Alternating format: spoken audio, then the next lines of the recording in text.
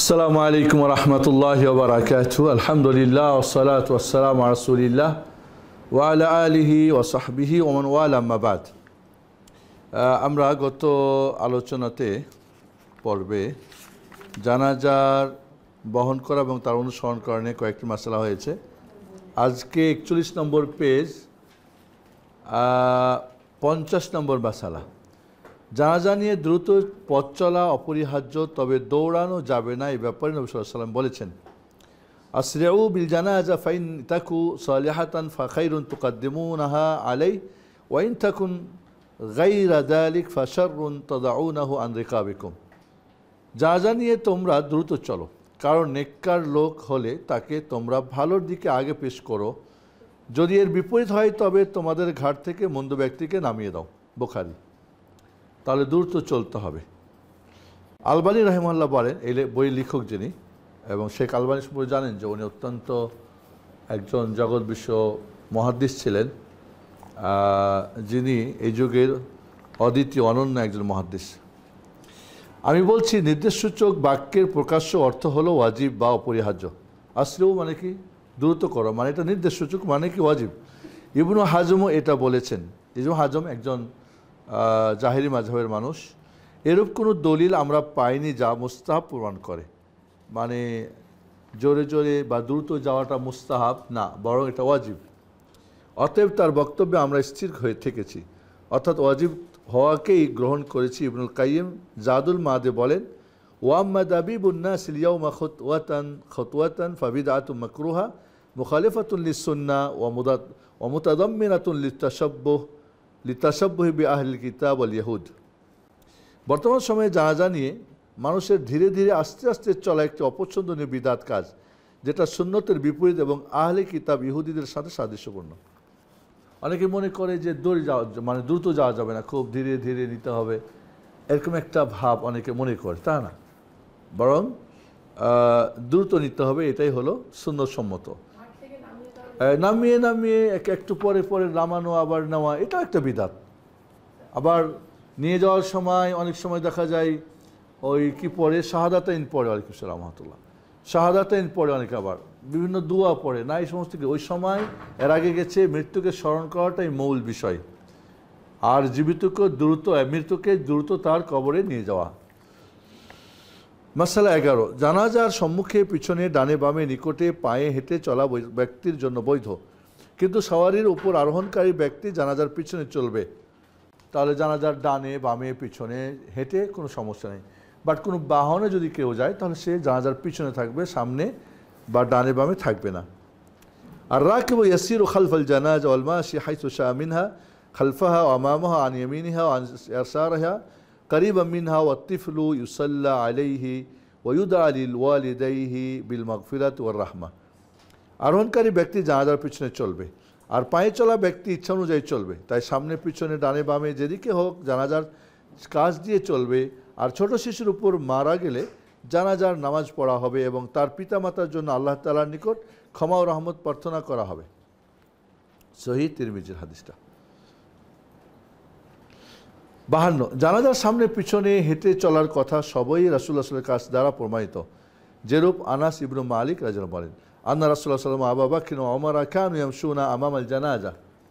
রাসূলুল্লাহ সাল্লাল্লাহু আলাইহি ওয়াসাল্লাম আবু বকর এবং ওমর রাদিয়াল্লাহু আনহুম জানাজার সামনে ও পিছনে হেঁটে চলতেন। তাহলে অনেকে মনে করে সামনে যাওয়াই যাবে না, এরকম মানে কি করে না, সামনে পিছনে ডানে বামে যাওয়া যাবে। মাসআলা 53, কিন্তু জানাজার পিছনে হেঁটে চলা উত্তম, কারণ নবী সাল্লাল্লাহু আলাইহি ওয়াসাল্লাম বলেছেন, ওয়াত্তাবিউল জানাইজ, তোমরা জানাজার অনুসরণ করো। আর অনুসরণ কি হয়? পিছনেই হয়, সামনে তো হয় না। আর আলী রাদিয়াল্লাহু এর কথা দ্বারা এই কথার অর্থ গুরুত্ব বহন করে। আলমাশিউ খালফাহা আফদাল মিন আলমাশি আমামাহা কাফদলিস সালাতির রাজুলি ফি জামাআতি আলা সালাতি ফাদদান। জানাজার সামনে চলা অপেক্ষা পিছনে হেঁটে চলা অধিক উত্তম, যেরূপ কোনো ব্যক্তি জামাতের সাথে নামাজ পড়ার মর্যাদা রাখে একা নামাজ পড়া অপেক্ষা। একাকী নামাজ পড়ার চেয়ে জামাতে পড়া যেমন উত্তম, তো পিছনে চলাটা উত্তম। কারণ কি? মূলত এখানে জানাজাকে মানে এখানে মনে রাখতে হবে, আজকাল তো আমরা হয়তো সবারই জানাজা পড়ি, মুমিন ব্যক্তির সম্মান আছে। এর আগে বলছেন আপনাকে, আব্দুল্লাহ ইবনে ওমর সাহাবী রাদিয়াল্লাহু আনহু কাবা ঘরের দিকে দৃষ্টি করে বলছেন, কাবা তোমার চেয়ে একজন মুমিনের সম্মান অনেক বেশি। কাবা ঘরের সম্মান নিঃসন্দেহে আমরা করি, কিন্তু ওর চাইতে সম্মান একজন মুমিনের। ও তো একটা জড় পদার্থ, পাথর। তো যেহেতু একটা প্রতীক এবং অন্তম তাওহীদের প্রতীক, তার সম্মান রয়েছে, বাট একজন মুমিনের সম্মান অনেক বেশি, যার ইজ্জত সংরক্ষণ করা, তার রক্ত জীবনকে, তার ধন সম্পদকে, তার পরিবারকে, সব কিছুকে সংরক্ষণ করা একজন মুসলিম প্রতি ফরজ, এবং কোনোভাবে তার কোনো ক্ষতি করা হারাম। তাহলে এক। দুই নম্বর হচ্ছে কি, সামনে যদি আপনি থাকেন, সামনে যাচ্ছেন, এখানে উদ্দেশ্য ছিল কি মৃত্যুকে স্মরণ করা, আমিও মরে যাব, এই জায়গাতে আমাকেও যেতে হবে, আমিও এই খাটে উঠবো। তো পিছনে না হলে কেমন হয়? এটা সামনে দেখতে পেলেন আপনি, এই জিনিসটা হবে, এই অনুভূতিটা। সামনে গেলে তো অনুভূতিটা হবে না। মাসালা 54, সওয়ারির উপর আরোহণকারী জানাজার পশ্চাতে চলার শর্তে জানাজা অনুসরণ করতে পারবে, যা পূর্বে হাদিসে উল্লেখ করা হয়েছে। আর রাকিবু ইয়াসির খালফাল জানাজা, কিন্তু হেঁটে চলা অধিক উত্তম। তবে যদি কেউ কোনো সওয়ারিতে কোনো বাহনে যায়, পিছনে থাকবে, তাহলে জায়েজ, না হলে জায়েজ নেওয়ার জন্যে। তবে তার উপরও কি হেঁটে চলাটা উত্তম, কারণ নবী সাল্লাল্লাহু আলাইহি ওয়াসাল্লাম এর নিকট হতে এটাই বর্ণিত হয়েছে। কিন্তু জানাজার সাথে সওয়ারির উপর আরোহণ করে পথ চলার বর্ণনা তার থেকে নেই, বরং সাওবান রাদিয়াল্লাহু বলেন, ইন্না রাসূলুল্লাহ সাল্লাল্লাহু আলাইহি ওয়াসাল্লাম উতিয়া বিদাব্বা ও হুয়া মাল জানাজা ফাআবা আন ইয়ারকাবাহা। আল্লাহ নবী সাল্লাল্লাহু আলাইহি ওয়াসাল্লামের কাছে জন্য একটা আরোহণ, মানে বাহন আনা হলো সওয়ার হওয়ার জন্যে, যে জানাজার পিছনের সাথে যাবে, তিনি অস্বীকার করলেন। ফালাম্মা ইনসারাফা উতিয়া বিদাব্বাতিন ফারাকিব ফাকিলা লাহু ফাকালা ইন্নাল মালাইকাতা কানাত তামশি ফালাম আকুন লিআরকাবা ওয়া হুম ইয়ামশুনা ফালাম্মা যাহাবু রাকিবতু। এরপরে আল্লাহ নবীর কাছে আবার একটা বাহন আনা হলো। তিনি তখন বাহনে উঠলেন এবং বললেন যে, দেখো ফেরেশতারা চলতেছে, আর আমি ওপরে হেঁটে মানে আরোহণ করে যাবো, এটা আমি সম্মান মনে করি নাই, এটা আমি ভালো মনে করি নাই। ফেরেশতারা চলে গেছে, তাই এখন আমি কি বাহনে উঠলাম। এখন কি পীর সাহেবরাও বলবে ফেরেশতা আসছিল? না, এটা রাসূল সাল্লাল্লাহু আলাইহি ওয়াসাল্লাম ছাড়া অন্য কারো জানার সুযোগ নেই। রাসূল সাল্লাল্লাহু আলাইহি ওয়াসাল্লাম এর কাছে একটি পশু, আচ্ছা গেল ওটা। তখন নবী সাল্লাল্লাহু আলাইহি ওয়াসাল্লাম বললেন, ফেরেশতারা হেঁটে চলেছে আর আমি এমন না হই, ফেরেশতারা হেঁটে চলবে আর আমি আরোহণ করে চলি। এখানে একটা আদব আর কি। নিঃসন্দেহে ফেরেশতার চাইতে রাসূলের সম্মান অনেক বেশি, ফেরেশতাদের চাইতে রাসূলের সম্মান অনেক বেশি। তারপর নিজের কি তাওয়াদু বলে এটাকে, বিনয়ী হওয়া, যে ফেরেশতারা হেঁটে যাবে, আমি চড়ে যাব। আমরা এক সময় খুব মনে পড়ে, আমরা ছোটোকালে যখন একটু বড়ো হয়ে যখন আমরা বাইসাইকেলে যেতাম, তো অনেক টিচাররা হয়তো হেঁটে হেঁটে স্কুলে বা মাদ্রাসায় যেতেন, হয়তো তখন আমরা অনেক দূর থেকে দেখতে পেলে নেমে যেতাম, অনেক পিছনে পিছনে হেঁটে হেঁটে হেঁটে হেঁটে যেতাম। হয়তো দেখা যাচ্ছে 1 মাইলও হেঁটে হেঁটে ওস্তাদের পিছনে যাচ্ছি, বা হয়তো পাশে গেলে উনি বলতেন যাও চলে যাও, অনেক সময় বলতেন না, যেতাম না আমরা, ওস্তাদকে রেখে ওর সামনে আমরা বাইসাইকেল দিয়ে চলে যাব, মানে অনুমতি দিলেও আমরা যেতাম না। এই সম্মানটা আমি ব্যক্তিগত দেখেছি, আমরা করেছি এটা, বা এটা দেখেছি সবাইকে। এখন তো এগুলোর আর কোনো খবর নেই।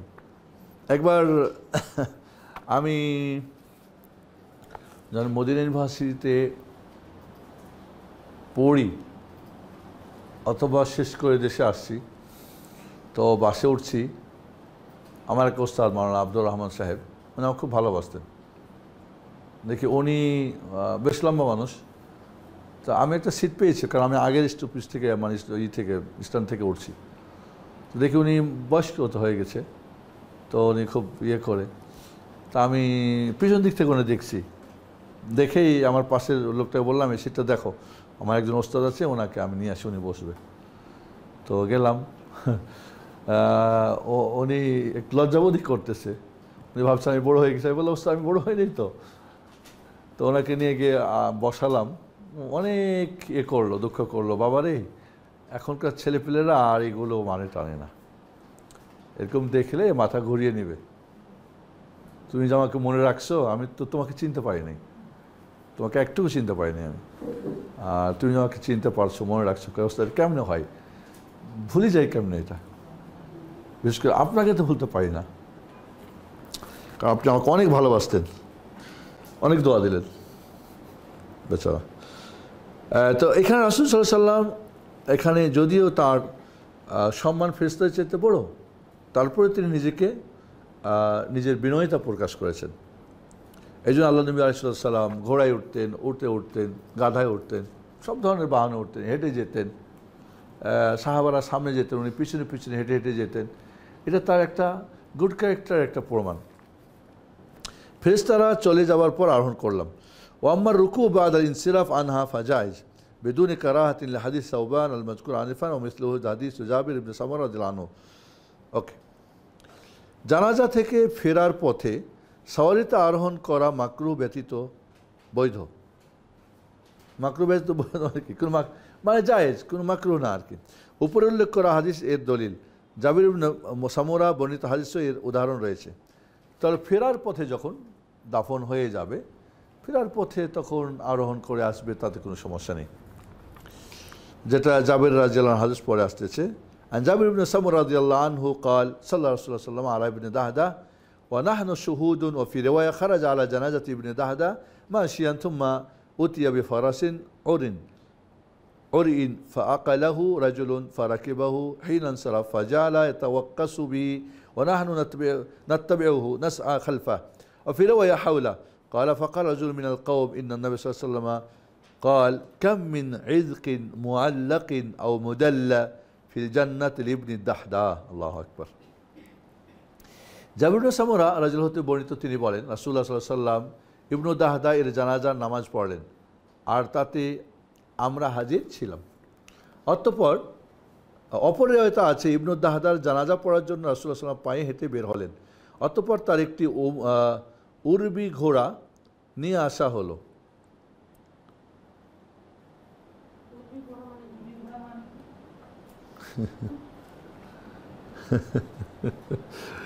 অনুবাদ করছে এরা, না না, এখানে আসলে এখানে আরবি শব্দ ওরিন, তো উর্বি করছে এরা। ওরিন হচ্ছে কি যে জিন ছাড়া আর কি, ঘোড়ার সাথে জিনের উপরে বসে, তো জিন ছাড়া একটা মানে জিন বুঝেন তো, উপরে তার বালিশের মতো বা একটা গদির মতো দেওয়া হয়, তার উপরে বসা হয়। তো ওরিনকে এরা উর্বি বানাই ফেলছে। অনুবাদ ওরিন। হ্যাঁ হ্যাঁ, আমি যখন প্রথম সৌদি আরবে চাকরি নিয়ে গেলাম, আমার কাছে একটা বই আসলো শেখ বিন বাজ রাহিমাহুল্লাহ, তো অনুবাদ করেছেন একজন ভাই। অনুবাদটা বেশ কিছু জায়গাতে খুব হাসলাম আমি। আচ্ছা, ওটা থাক, না বলি, কারণ আরবি ভাষাটা যদি না জানা যায়, এবং সবসময় হাদিসের অনুবাদ যখন হবে তখন আপনাকে এতে যেতে হবে, মানে ভাষ্যকারে ব্যাখ্যাকাররা কী অনুবাদ করছে। অতঃপর নবী সাল্লাল্লাহু আলাইহি ওয়াসাল্লাম ফিরে আসার সময় তাতে আরোহণ করলেন এবং ঘোড়া নিয়ে তিনি আফিয়ে এগিয়ে চললেন, আর তার পিছনে আমরা দৌড়িয়ে তাকে অনুসরণ করলাম। দ্রুত যাচ্ছিলাম, আমরা দৌড়িয়ে যাচ্ছিলাম, অপরেতা আছে আশেপাশে চললাম। জাবির রাদিয়াল্লাহু বলেন, অতঃপর গোত্রের এক লোক বলল, নবী সাল্লাল্লাহু আলাইহি ওয়াসাল্লাম বললেন, ইবনে দাহদার জন্য বেহেশতের কত ফল, ঝুলন্ত খেজুর গাছ, মানে বেহেশতে তার জন্য ফল ঝুলতেছে, খেজুরের থোকা ঝুলতেছে, এটা বললেন। কেমন দেখলেন? এটা ওয়াহি, তার কাছে ওয়াহি আসতো। এখন বলবে এই যারা বিদাতি বলবে রাসূল গায়েব জানতেন না। গায়েব কাকে বলে? কোনো মাধ্যম ছাড়া অতীত, বর্তমান, ভবিষ্যতের কিছু জিনিস জানা। তখন তো আমরা বহুত মিডিয়া, বহুত কিছুতে জানতে পারি। আর রাসূল সাল্লাল্লাহু আলাইহি ওয়াসাল্লামের কাছে যিনি গায়েবের মালিক, আল্লাহুল গায়ব, আল্লাহ সুবহানাহু ওয়া তাআলা, তার সরাসরি কী ছিল? ওয়াহির মাধ্যম ছিল। ওয়াহি মাতলু, যেটা জিবরিল এসে পড়ে শোনাতেন, কোরআন। ওয়াহির গায়ের মাতলু, যেটা রাসূল সাল্লাল্লাহু আলাইহি ওয়াসাল্লাম তার অন্তরে আল্লাহ ইলহাম করতেন, মানে অন্তরের মধ্যে উদ্রেক করতেন, ওইটা রাসূলের জন্যই খাস। এখন পীর সাহেবদেরও ইলহাম হয়, মিথ্যা মিথ্যা। তাই মাসালা 56, ঠেলাগাড়ি অথবা বাস বা জানাজা বহনের জন্য নির্ধারিত অ্যাম্বুলেন্স এবং জানাজার অনুগমনকারীদের বাসে করে অনুগমন, এসব অবস্থা অবশ্যই শরীয়ত সম্মত নয়। এই ব্যাপারে কয়েকটি অবস্থা আছে। তো দূরে হয়, আসলে দূরে নেবেন কেন? আপনি এখন ঢাকা থেকে গ্রামে নেবেন কেন? যেখানে মরছে ওখানে তো আশেপাশে জানাজার নামাজি আছে, কবরস্থান আছে, সেটা একটা মশালা।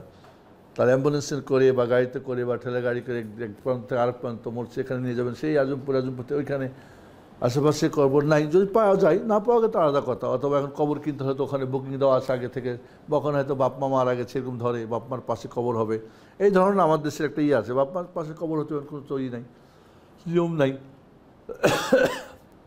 হাজব্যান্ড ওয়াইফ একসাথে কবর হইতে হবে এমন কোনো নিয়ম নাই, এগুলো আমরা নিয়ম বানাইছি আর কি। এক, এটা গাড়িতে বহন করা কাফিরদের অভ্যাস। শরীয়তের সিদ্ধান্ত হলো জানাজার ব্যাপারে কাফিরদের তাকলিদ বা বন্ধ অনুসরণ করা বৈধ নয়। এ ব্যাপারে অসংখ্য হাদিস আছে। হিজাবুল মারআতিল মুসলিমাতে ফিল কিতাব ও সুন্নাহ নামক কিতাবে এসব দলিল অন্তর্ভুক্ত বর্ণনা করা হয়েছে। এ দলিলের কিছু কাফিরদের ইবাদতের বস্তু ও তাদের অভ্যাসের বিপরীত করার জন্য নির্দেশ ও উৎসাহ যোগায় এবং কিছু দলিল নবী সাল্লাল্লাহু আলাইহি ওয়াসাল্লামের কার্যাবলী দ্বারা এ ব্যাপারে তাদের বিপরীত প্রমাণ করে। কেউ এর অনুসন্ধান করার ইচ্ছা করলে উক্ত পুস্তক দেখে নিতে পারেন। শেখ আলবানীর একটি কিতাব আছে মহিলাদের পর্দা সম্পর্কে, তো ওইখানে অমুসলিমদের সাদৃশ্য গ্রহণ করবে না কোনো মুসলিম নারী, এখানে অনেকগুলো হাদিস আনা হয়েছে, ওইটাকে দেখতে বলা হয়েছে, ওখানে আপনারা পড়ে নিন। তাহলে এই গাড়িতে বহন করা একটা অমুসলিমদের কাজ এবং তাদের কাজটা মুসলমানরা করবে না, 1 নম্বর। 2 নম্বর, ইবাদতের ক্ষেত্রে এটা বিদআত এবং সুন্নাহ পদ্ধতি জানাজা বহন কার্যের বিপরীত। যদি আমরা বলি সুন্নাহ কি বহন করে নিতে হবে, তাহলে আপনি গাড়িতে করে নেবেন, এটা একটা বিদআত। এ ধরনের সকল নতুন কার্যসমূহ যে পথভ্রষ্টতা, সকলে এ ব্যাপারে একমত। 3, এটা জানাজা বহনের এবং গমনের উদ্দেশ্য বিনষ্ট করে, আর তা হচ্ছে আখিরাতের কথা মনে করিয়ে দেওয়া। যেরূপ এই অধ্যায়ের প্রথমে এ ব্যাপারে হাদিসের দলিল পেশ করা হয়েছে এ শব্দে, অত্তাবিউল জানাইজা তুযাক্কিরুকুমুল আখিরা, তোমরা জানাজার অনুসরণ করো, তোমাদেরকে আখিরাতের কথা মনে করিয়ে দেয়। অর্থাৎ আপনি গাড়িতে করে যান, তো এই যে জানাজার পিছু পিছু যাওয়া, একটা যে ওই যে আগে বললাম মৃত্যুর কথা স্মরণ করা, পরকালের, এই ব্যাপারটা এখানে হবে না। গাড়ি করে বা ট্রাকে করে যেটা যায় এটা হবে না। শেখ আলবানী বলেন রাহিমাহুল্লাহ, আমি বলছি জানাজা গাড়িতে বহন করার এই অবস্থা যা মানুষের মহৎ উদ্দেশ্যকে পুরোপুরি বিনষ্ট করে দেয় অথবা এর থেকে কিছু কম। অতএব জ্ঞানীদের কাছে এটা প্রকাশ্য যে মৃত ব্যক্তিকে কাঁধের উপর বহন করা, আচ্ছা যারা কাঁধে নিবেন ওই লোকগুলির কী অবস্থা বলেন তো? যে লোকগুলি সাধারণত কাঁধে নেবেন তাদের অবস্থা কেমন হবে মৃত্যুর ব্যাপারে, পরকালের ব্যাপারটা অনেক, আবার যারা দেখবে, তো এটা গাড়িতে হলে এই জিনিসটা হয় না মূলত, কিন্তু এই জন্যে বিষয়টা খুবই জরুরি। এই অবস্থা জানাজা তাদের মাথার উপর পরকালকে অধিক স্মরণ করিয়ে দেবে এবং নসিহত অর্জিত হবে উল্লিখিত গাড়িতে বহনের চাইতে। আমি যদি বলি যে ইউরোপিয়ানদের গাড়িতে জানাজা বহন করার কারণ এটা তাদের মৃত্যু থেকে ভয় এবং দুনিয়াবী স্বার্থ তাদের উপর প্রাধান্য পাওয়ার আর পরকালে তাদের অস্বীকার করার কারণে, তাহলে তা বেশি বলা হবে না। ওরা এই জন্য করে যে মানে টানে না। আপনারা জানেন যে ওরা মানে এগুলো শুনেছি, আমি তার যাই নাই, আমার দুর্ভাগ্য হয়নি যাওয়ার, সৌভাগ্য তো যাই হোক, ওরা নাকি যেখানে কবর দেয় অনেক দূরে, 200-300 কিলোমিটার দূরে, মানে ওখানে যদি কেউ কোনোদিন চোখে না পড়ে যে মরছে বা মরণের ব্যাপারটা আছে। আসলে তো মুসলিমদের যেখানে বসবাস তারই হয়তো একটা পার্শ্বে একটা সারিকি থাকবে, কবরস্থান থাকবে। আপনারা দেখেছেন যারা মদিনায় গেছেন যে মদিনার যে কবরস্থান যেটা বাকিউল গারকাত, জান্নাতুল বাকি বলা ঠিক না বলেছিলাম, এই বাকিউল গারকাত একেবারে একটা মদিনার যে সমাজ সে তার মধ্যে ওখানে একটা জায়গাতে, কিন্তু সেটা হয়তো হবে না। 4, এটা গাড়িতে জানাজা বহন জানাজার অনুসারীদের সংখ্যা কম হওয়ার একটি শক্তিশালী কারণ এবং সওয়াব অর্জনের ব্যাপারে উৎসাহ কম হয়। কারণ গাড়িতে কয়জন লোক যাবে? একটা গাড়িতে কতজন হবে? 15 জন, 20 জন, 30 জন, তুমি যেতে পারবে না, তাহলে লোক সংখ্যা কম হয়ে গেল। এই অধ্যায়ে এত নম্বর মাসালা আলোচনা করা হয়েছে লোক সংখ্যা বেশি হওয়ার ব্যাপারে। এর কারণ হলো জানাজার সাথে যাওয়ার জন্য প্রত্যেক ব্যক্তি গাড়ি ভাড়া দেওয়ার সামর্থ্য রাখে না, বা থাকলেও লোক কতজন যাবে একটা গাড়িতে। এই অবস্থা গাড়িতে জানাজা এই অবস্থা কাছে ও দূরের কোনোটার জন্যই মহাপবিত্র শরীয়তের নীতির সাথে সামঞ্জস্যপূর্ণ নয়। বিশেষ করে ভয়াবহ ব্যাপারে সেটা হলো মৃত্যু, মানে মৃত্যুর কথা মনে পড়বে না। মোট কথা গাড়িতে জানাজা বহন যদিও বিদাত না হয় তবুও এটা শরীয়তের বিপরীত। তো শরীয়তের বিপরীত বিদাত, মানে উনি বলতে চাচ্ছেন বিদাত যদি নাও বলেন তবু শরীয়ত বিপরীত, আর এটা প্রত্যাখ্যান করার জন্য এই বিপরীত হওয়াটাই যথেষ্ট। এটাকে বাদ দেওয়া শরীয়ত বিরোধী যেহেতু, সেজন্য সেটাকে বাদ দেওয়াটাই কি যথেষ্ট, এইটাই যথেষ্ট বাদ দেওয়ার জন্যে। এখন কথা হচ্ছে কি যে যদি এমন হয় যে অনেক সময় বলে ওসিয়ত করে গেছে আমাকে গ্রামে মাটি দিও, শরীয়ত বিরোধী কোনো ওসিয়ত মানা যাবে না। ওসিয়তের ক্ষেত্রে মনে রাখবেন, যেটা শরীয়ত বিরোধী এবং সাধ্যের বাইরে সেই ওসিয়ত পূরণ করা যাবে না। ওসিয়ত করে গেছে শাহজালাল মাজারে আমার একটা খাসি দিয়ে দিও, দেবেন? আমার নামে চিল্লা করে 10টা গরু জবাই করিও, বড় লোক মানুষ না। কোরআন খানি করায়ও না। সাধ্যের বাইরে এমন কিছু ওসিয়ত করে গেছে, হয়তো রিক্সাওয়ালা তার বাচ্চাকে বলেছে বাবা আমার নামে একটা বদলি হজ করিও, তো অত বাচ্চারা পেটেই চলে না, বদলি হজ করতে করবে। সম্ভব কি? মামার যে একটা উট কুরবানি করবে, টাকাই তো নাই, কি করবে? তাহলে সাধ্যের বাইরে যেটা হবে শরীয়ত বিরোধী হবে, সেই ওসিয়ত মানা যাবে না। এমনকি কেউ যে নজর মানে সেই নজরও পূর্ণ করা যাবে না। কেউ নজর মানছিল, অনেকে আমাদেরকে প্রশ্ন করে যে আগে নজর মানছে, এখানে ওখানে মাজারে মুজারে দিবে, এখন বুঝতে পারছে, তাহলে দিবে না। হ্যাঁ, যদি সেখানে এমন জায়গায় একটা নজর মানে যেখানে কোনো জাহেলিয়াতের বা কোনো শিরকের বা বেদাতের আখড়া ছিল না বা এখন নাই, তাহলে হতে পারে। এরকম সাহাবাদের জীবনে হয়েছে, তারা নজর মানতেন। তাই 57 নম্বর মাসালা, জানাজার জন্য কিয়াম বা দাঁড়ানো মানসুখ বা রহিত হয়ে গেছে। জানাজা আসলে দাঁড়িয়ে যাওয়া এটা ছিল প্রথম শরীয়তের, পরবর্তীতে এই হুকুমটা রহিত করে দেওয়া হয়েছে, দাঁড়াতে হবে না। এটা দু ধরনের। বসা ব্যক্তির উঠে দাঁড়ানো যখন তার পাশ দিয়ে জানাজা যায়, পাশ দিয়ে গেলে প্রথম ছিল এরকম, আল্লাহ নবী দাঁড়িয়েছেন, সাহাবারা দাঁড়িয়েছেন, তবে এটা রহিত হয়ে গেছে। জানাজার অনুসরণের জন্য দাঁড়ানো কবরের কাছে পৌঁছা মাটিতে রাখা পর্যন্ত, এ ব্যাপারে দলিল। আরেকটা হচ্ছে আপনি দাঁড়িয়ে তার সাথে অনুসরণ পিছনে যাবেন, তাহলে সেটা তো জায়েজ, সেটা তো আপনি করতে পারবেন। কামা রাসূলুল্লাহ সাল্লাল্লাহু আলাইহি ওয়াসাল্লাম জানাজা ফাকুমনা থুম্মা জালাসা ফাজালাসনা ওয়া ফি লাফজিন কানা ইয়াকুমু ফিল জানাইজ থুম্মা জালাসা বাদু ওয়া ফি আখার কানা রাসূলুল্লাহ সাল্লাল্লাহু আলাইহি ওয়াসাল্লাম আমারনা বিল কিয়াম ফিল জানাজা থুম্মা জালাসা বাদা যালিকা ওয়া মা আমারানা বিল জুলুস। আলী রাদিয়াল্লাহু আনহু হতে বর্ণিত আছে রাসূলুল্লাহ সাল্লাল্লাহু আলাইহি ওয়াসাল্লাম জানাজার জন্য দাঁড়ালেন, আমরাও দাঁড়ালাম, অতঃপর তিনি বসলেন, আমরাও বসলাম। অপর বর্ণে আছে জানাজার জন্য নবী সাল্লাল্লাহু আলাইহি ওয়াসাল্লাম দাঁড়াতেন, অতঃপর বসতেন। অন্য রায়তে আছে জানাজার ব্যাপারে দাঁড়ানোর জন্য রাসূলুল্লাহ সাল্লাল্লাহু আলাইহি ওয়াসাল্লাম আমাদেরকে নির্দেশ দিতেন, এরপর তিনি বসতেন এবং বসার জন্য আমাদেরকে নির্দেশ দিতেন। তাহলে লাস্ট যেটা বর্ণনা যে তিনি আর দাঁড়ান নাই। জানাজা বহনকারী ব্যক্তির ওযু করা মুস্তাহাব। নবী সাল্লাল্লাহু আলাইহি ওয়াসাল্লাম বলেছেন, মান গাসসালা মাইয়িতান ফালিয়াগতাসিল ওয়া মান হামালাহু ফালিয়াতাওয়াদ্দা। মৃত্যু ব্যক্তিকে যে ব্যক্তি গোসল প্রদান করে সেজন্য গোসল করে, এবং তাকে যে ব্যক্তি বহন করে সেজন্য উজু করে। তবে এটা কি মুস্তাহাব, একটা মানসিক ব্যাপার আছে, হয়তো একটা জিনিস বহন করছে, ঘামছে, রোদ হচ্ছে, বা হয়তো তার মাইয়াত মানুষের একটা ভয় থাকে, বা একটা হয়তো তার মনে একটা মানে কি খারাপ লাগতে পারে, সেজন্য সে এই গোসল করাটা, যে গোসল দিবে আর উজু করাটা যে বহন করবে, মুস্তাহাব। মুস্তাহাব বুঝেন তো, করলে নাকি আছে, ছাড়লে কোনো পাপ নেই। হ্যাঁ, পরে বহন করে। হ্যাঁ, তাহলে আমরা এ পর্যন্ত জানাজাকে বহন করার বেশ কিছু মাসলা জানলাম। এবং আমাদের দেশে এখন রাজকীয় যদি হয় তখন মনে হয় ব্যান্ড পার্টি দিয়ে না কি করে, কি পরে কি ধ্বনি, তপধ্বনি, তপধ্বনি দিয়ে, নিঃসন্দেহে ইহুদি খ্রিস্টানদের কালচার, এই ধরনের তাকে সম্মান না, তার সম্মান যেটুক আল্লাহ দিয়েছেন সেটা অনেক সত্যি সম্মানজনক হলে। এবার আমার আসসালাতু আলাল জানাজা, এখানে বেশ কিছু আমাদের মাসলা হয়তো আসবে, আর মোটামুটি আমরা অর্ধেক শেষ করে ফেলতেছি। আমরা হয়তো মাঝে মাঝে কিছু শর্ট করতে পারি, দেখবো ইনশাল্লাহ। আমরা হাদিসগুলো হয়তো কিছু শর্ট করে দেবো।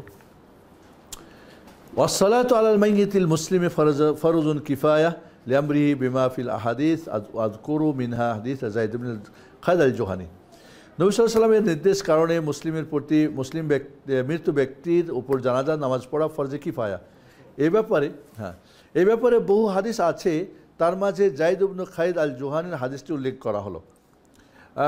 ফরজে কিফায়া মানে বুঝেন আপনারা, ফরজে আইন মানে সবাইকেই করতে হবে। ফরজে কিফায়া মানে কিছু মানুষ করলে বাকিরা পাপমুক্ত হবে। এখন যদি কেউ না করে সবাই পাপী হবে, এই হলো ফরজে কিফায়া। কিফায়া শব্দ অর্থ যথেষ্ট। عن زيد بن خالد الجهني أن رجلا من أصحاب النبي صلى الله عليه وسلم توفي يوم خيبر فذكروا لذلك لرسول الله صلى الله عليه وسلم فقال صلوا على صاحبكم فتغيرت وجوه الناس لذلك قال إن صاحبكم غل في سبيل الله ففتشنا متاعه فوجدنا خرزا من خرز اليهود لا يساوي درهمين খাইবার যুদ্ধের দিন নবী সাল্লাল্লাহু আলাইহি সাল্লাম এর সাহাবীদের এক ব্যক্তি মারা গেলেন। অতঃপর সাহাবাগণ নবী সাল্লাল্লাহু আলাইহি সাল্লামের কাছে উল্লেখ করলে নবী সাল্লাল্লাহু আলাইহি সাল্লাম বলেন, তোমরা তোমাদের সাথী জানাজার নামাজ পড়ো। আল্লাহ নবী নামাজ পড়তে অস্বীকার করলেন। এ কথা শুনে সকলের চেহারা বদলে গেল। নবী সাল্লাল্লাহু আলাইহি সাল্লাম বললেন, তোমাদের সাথী আল্লাহ তাআলার পথে অর্থাৎ জিহাদের সম্পদ আত্মসমর্পণ করেছে। কাফেরদের যে রেখে যাওয়া সম্পদগুলো গনিমতের মাল যেটাকে বলে, এইখান থেকে কিছু জিনিস সে লুকায় রেখে দিয়েছে তোমাদের, এরপর সে মারা গেছে। সাহাবাগণ বললেন, অতঃপর আমরা তার জিনিসপত্র খোঁজ করলাম, আমরা তার মালের মাঝে ইহুদিদের একটি পুঁতি পেলাম যার মূল্য 2 দিরহামে হবে, 2 দিরহামেও হবে না, 2 দিরহামের সমনা পুঁতি একটা মনে করেন, ওই যে মালা, পুঁথির মালা এরকম কিছু। আল্লাহ নবী বলছেন যেহেতু সে এটা আত্মসাৎ করছে তাহলে তার জানাজা আমি পড়াবো না। তাহলে আল্লাহ নবী কিন্তু না পড়লেও পড়তে বললেন অন্যদেরকে। 59 আর জানাজার নামাজ হতে 2 ব্যক্তিকে বাদ দেওয়া হয়েছে। জানাজার নামাজ তাদের উপর আবশ্যক নয়। প্রথম প্রকার ছোট বাচ্চা যে নাবালেগ, কারণ নবী সাল্লাল্লাহু আলাইহি ওয়াসাল্লাম তার ছেলে ইব্রাহিমের জানাজার নামাজ পড়েননি। আয়েশা রাদিয়াল্লাহু বলেন, মাত ইব্রাহিম নবী আলাইহিস সালাম ওয়া হুয়া ইবনু 18 শাহরান ফালাম ইউসাল্লি আলাইহি রাসূলুল্লাহ সাল্লাল্লাহু আলাইহি ওয়াসাল্লাম। নবী সাল্লাল্লাহু আলাইহি ওয়াসাল্লামের পুত্র ইব্রাহিমের মৃত্যুবরণকালে তার বয়স ছিল 18 মাস। রাসূলুল্লাহ সাল্লাল্লাহু আলাইহি ওয়াসাল্লাম জানাজা নামাজ পড়েননি। তাহলে ছোট বাচ্চাদের জানাজা নামাজ পড়া কি ফরজ না? তবে যদি মানে পড়া উত্তম, ইভেন কি যদি মনে করেন হয়তো মৃত্যু বাচ্চা জন্ম করে, সেটারও যদি 4 মাস হওয়ার পরে রূহ ফুঁকে দেওয়ার পরে বাচ্চা বসন হয় বা নষ্ট হয়, তারপরও তার নাম রাখতে হবে, তাকে গোসল দেওয়ার মতো থাকবে না। তখন যদি আরও বেশি বয়স হয় তাহলে গোসল দেওয়ার মতো হবে, তাকে কাফন পরাতে হবে, জানাজাও দিতে হবে, কবরও দিতে হবে। তবে ফরজে কিফায়া অনুযায়ী যেটা দিতেই হবে এমনটা না। বোঝা গেছে ইনশাআল্লাহ মাসালা। দ্বিতীয় প্রকার শহীদ, কারণ নবী সাল্লাল্লাহু আলাইহি ওয়াসাল্লাম উহুদের এবং অন্য যুদ্ধে শহীদদের জানাজার নামাজ পড়েননি, কিন্তু এটা দ্বারা এই 2 ব্যক্তির জানাজার নামাজ সুন্নত রহিত হয় না। যেটা বললাম ফরজে কিফায়া রহিত হয়েছে, কিন্তু কি সুন্নত রহিত হয় না, কিন্তু আবশ্যক নয়। পরবর্তীতে এই মাসালা আলোচনা হবে, যেটা এখন বললাম পরে আসবে। মাসালা 60, যাদের উপর জানাজার নামাজ পড়া বিধান আছে তাদের আলোচনা। কাদের জানাজা পড়বেন? 1, প্রথম প্রকার ছোট শিশু যদিও অসম্পূর্ণ সন্তান হয়, ওই বাচ্চা যা মায়ের পেটে পূর্ণ হওয়ার আগেই গর্ভপাত হয়। 50 নম্বর মাসালাতে লক্ষ্য করুন। অতিফলু ফি রিওয়ায়া আসাক্তু ইউসাল্লা আলাইহি ওয়া ইউদআ লিওয়ালিদাইহি বিল মাগফিরা ওয়ার রাহমা। অসম্পূর্ণ বাচ্চা, তার উপর জানাজার নামাজ পড়া হবে এবং তার পিতামাতার জন্য আল্লাহ তাআলার নিকট ক্ষমা ও রহমতের দোয়া করা হবে। তাহলে যে বাচ্চাটা ছোট অথবা অপূর্ণ বাচ্চা নষ্ট হয়ে গেছে, তারও জানাজা পড়তে হবে, যেটা আগে হালসে গেছে। উল্লেখ থাকে যে অসম্পূর্ণ বাচ্চার উপর জানাজার নামাজ পড়া হবে যখন তার মাঝে রূহ প্রাণ ফুঁকে দেওয়া হবে, অর্থাৎ 4 মাসের আগে যদি হয় তখন আর হবে না। কারণ তো জানাজা মানে কি মরেছে, তো মরেই নেই, তো যাইবও না, আসেনি, হবে, অতঃপর মারা যাবে। আর এর পূর্বে যখন গর্ভপাত হবে তখন জানাজার নামাজ পড়া হবে না, কারণ এটা মৃত্যু বলে গণ্য নয়, যেটা প্রকাশ্য। মূলত এ ব্যাপারে মারফু সূত্রে আব্দুল্লাহ ইবনে মাসউদ রাদিয়াল্লাহু আনহু বর্ণিত হাদিস, ইন্না খালকা আহাদিকুম ইউজমাউ ফি বাতনি উম্মিহি 40 ইয়াওমান থুম্মা ইয়াকুনু আলাকাতান মিসলা যালিক থুম্মা ইয়াকুনু মুদগাতান মিসলা যালিক থুম্মা ইউবআসু ইলাইহি মালাকান ফায়ুনফাখু ফিহি রূহ। তোমাদের কেউ যখন সৃষ্টি হয় তার মায়ের পেটে তাকে 40 দিনে একত্র করা হয়, অতঃপর রক্তপিণ্ডে পরিণত হয় 40 দিনে, অতঃপর একজন ফেরেশতা তার কাছে প্রেরণ করা হয়, ফেরেশতা তার মাঝে রূহ প্রাণ ফুঁকে দেয়। তো 43-এ কত হয়? 4 মাস, তাই না? 4 মাস। তবে এখানে একটা কথা মনে রাখতে হবে,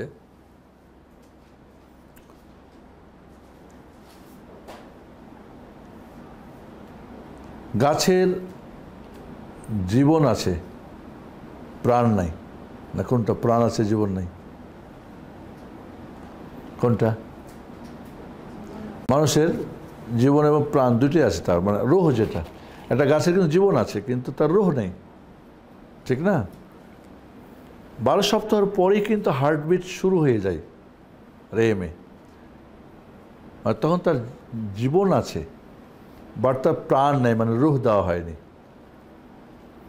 এই জন্য কেউ কেউ বলছে এটা, এই হাদিস তাহলে তো বর্তমান আধুনিক টেকনোলজি যেটা আমরা দেখতে পাচ্ছি, বাচ্চা মার পেটে 12 সপ্তাহের পরেই বাচ্চা হচ্ছে, হার্টবিট চলতেছে।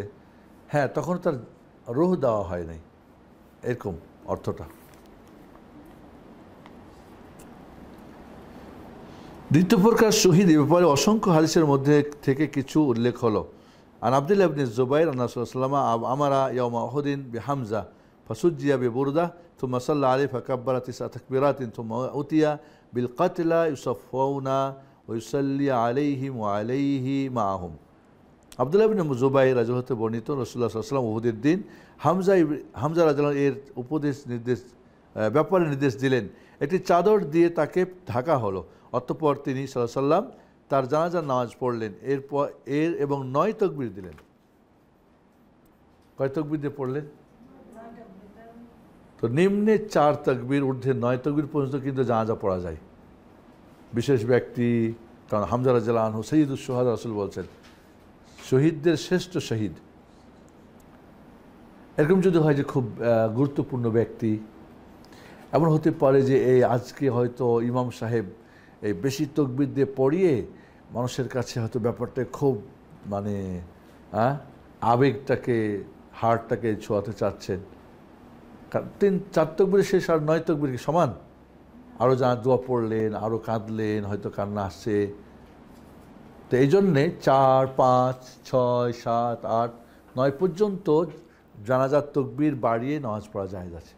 হতে পারে আমি আমার মার জানাজা পড়াচ্ছি, আমি চাচ্ছি আমার মার জন্য আরও দোয়া করব, হতে পারে তো একটা আমার বাবার জন্যে, বা আমার হয়তো কোনো ওস্তাদের জন্যে, কোনো একজন বড় দাঈ ইলাল্লাহ।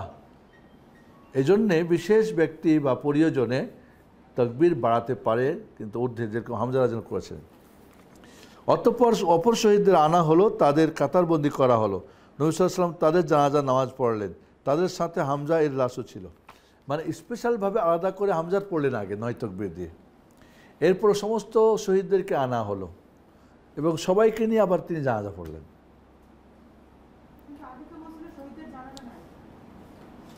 নাই, ফরজে কিফায়া হিসেবে নাই আপু, মানে পড়াতেই হবে তা না, বাচ্চাদের পড়াতে হবে তা না, সুন্নত পড়াতে পারে, পড়াতে পারে।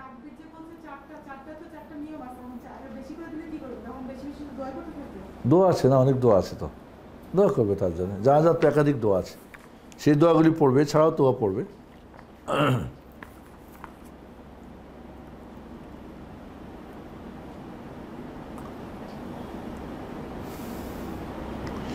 এখানে একটু দেখেন, উকবা ইবনে আমির আল জুহানি রাদিয়াল্লাহু হতে বর্ণিত, নবী সাল্লাল্লাহু আলাইহি ওয়াসাল্লাম একদিন ঘর থেকে বের হলেন। অতঃপর উহুদের মৃত্যু শহীদদের জানাজার নামাজ পড়লেন। 8 বছর পর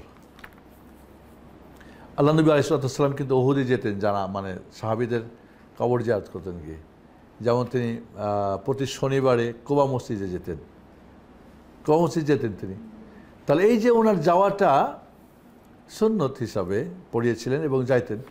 8 বছর পরে পড়লেন। কাল মুআদ্দি লিল আহিয়া ওয়াল আমওয়াত সুম্মা আনসারাফা ইলাল মিম্বার ফাহমিদাল্লাহু ওয়া আসনা আলাইহি ফাকালা ইন্নী ফারাতুন লাকুম ওয়া আনা শাহীদুন আলাইকুম ওয়া ইন্না মাউইদাকুম আল হাউদ ওয়া ইন্নী ওয়াল্লাহি লা আনজুরু ইলা হাউদি আলান ওয়া ইন্না আরদাহু কামা বাইনা আইলা ইলা জুহফা ওয়া ইন্নী উতীতু মাফাতিহা খাযাইনিল আরদ আও মাফাতিহাল আরদ ওয়া ইন্নী ওয়াল্লাহি মা আখাফু আলাইকুম আন তুশরিকু বা'দি ওয়ালাকিন আখাফু আলাইকুম আদ-দুনিয়া আন তানাফাসু ফিহা وتقتلوا فتهلكوا كما هلك من كان قبلكم. হাদিসটার বাকি অংশ পড়ি। জীবিত মৃত্যুদের বিদায় দানের মতো। অতঃপর তিনি মেম্বারে ওঠেন, মানে যেন তিনি ওই ওহুদে গিয়ে ওহুদের পরবর্তীতে ওখানে একটা কবরস্থান, মানে হয়তো কবরস্থানের মতো হয়েছে, হয়তো অন্যদের কবর দেওয়া হতো, মানে তিনি যেন বিদায় দিলেন তাদেরকে। মেম্বারে উঠে প্রশংসা করে বললেন আল্লাহর, অতঃপর বললেন, তোমাদের জন্য আমি অগ্রগামী হব, তোমাদের জন্য আমি সাক্ষী প্রদান করব, আমি তোমাদের জন্য রয়েছি হাউজের তোমাদের জন্য রয়েছে হাউজের প্রতিশ্রুতি, হাউজে কাউসার যেটা। আর আল্লাহ তাআলার শপথ, অবশ্যই আমি এখন আমার হাউজ দেখছি, আর হাউজের প্রশস্ত হলো আইলা হতে জুহফার মধ্যে দূরত্বের মতো।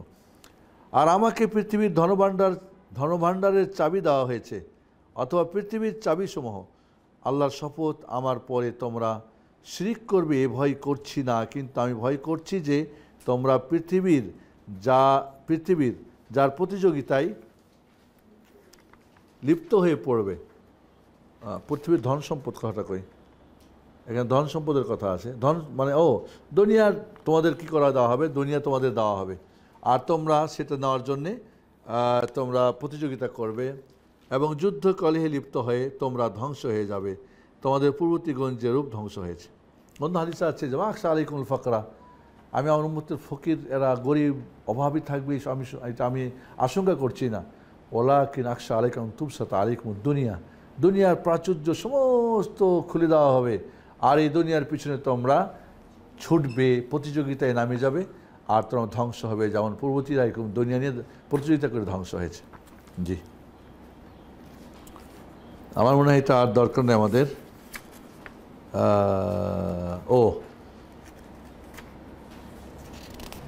তৃতীয় প্রকার, যারা আল্লাহ তাআলার হুদুদ বা শাস্তির বিধানে নিহত।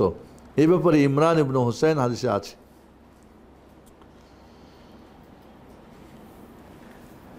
কোনো দণ্ডবিধি দিয়ে তাকে হয়তো মনে করা হয়তো ব্যভিচার করেছে, ব্যভিচারের কারণে তাকে রজম করে দেওয়া হয়েছে, তার জানাজা পড়তে হবে, এটা হবে না। সেটাও সুন্নতের অন্তর্ভুক্ত, পড়তে পারবে, ফরজে কিফায়ের মধ্যে হবে না। এই ব্যাপারে হাদিস, জোহাইনা গোত্রের এক মহিলা আল্লাহর নবী সাল্লাল্লাহু আলাইহি ওয়াসাল্লামের কাছে আগমন করলো। সে জিনার দ্বারা গর্ভবতী ছিল। সে মহিলা বলল, হে আল্লাহর নবী, আমি হদের বা শাস্তির বিধান উপনীত হয়েছি, অতএব আমার উপর আপনি শাস্তি প্রয়োগ করুন। আল্লাহু আকবার, নিজেকে পবিত্র করার জন্যে এসে গেছেন। সে মহিলার অভিভাবককে আল্লাহর নবী সাল্লাল্লাহু আলাইহি ওয়াসাল্লাম ডাকলেন, অতঃপর বললেন, তার সাথে উত্তম ব্যবহার করো, অতঃপর সে যখন সন্তান প্রসব করবে তখন তাকে আমার কাছে নিয়ে আসবে। অতঃপর মহিলাটি, দেখেন রাসূল বললেন ভালো ব্যবহার করার জন্য। স্বাভাবিক এই ধরনের একটা ঘটনা ঘটলে তার প্রতি নির্যাতন, জুলুম, বিভিন্ন ধরনের কথাবার্তা বলবে, রাসূল বলেন না, কারণ সে অন্যায় স্বীকার করছে, তার সঙ্গে যে ভালো ব্যবহার করে। অতঃপর মহিলাটির অভিভাবক তাই করলো। অতঃপর নবী সাল্লাল্লাহু আলাইহি ওয়াসাল্লাম তার ব্যাপারে নির্দেশ দিলেন, তার উপর কাপড় জড়িয়ে দেওয়া হলো এবং রজমের নির্দেশ প্রদান করা হলো। ফলে তাকে রজম করা হলো, অর্থাৎ পাথর ছুঁড়ে মেরে ফেলা হলো। অতঃপর নবী সাল্লাল্লাহু আলাইহি ওয়াসাল্লাম তার জানাজার নামাজ পড়লেন। অনবরণ আছে যে মহিলা বাচ্চা হওয়ার পরে রাসূলের কাছে আসলেন, বলেন, তোমার বাচ্চা তো এখন দুধ খাচ্ছে, তোমার বুকে তার খাওয়া, যাও বাচ্চা দুধ ছাড়বে তখন আসবা।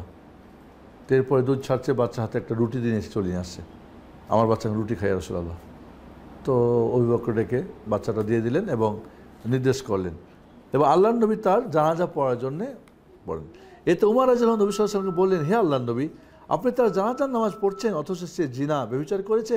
নবী সাল্লাল্লাহু আলাইহি ওয়াসাল্লাম বললেন, সে এরূপ তওবা করেছে, যদি মদিনার 70 জনের মাঝে বন্টন করে দেওয়া হয় তবে তাই তাদের জন্য যথেষ্ট হবে।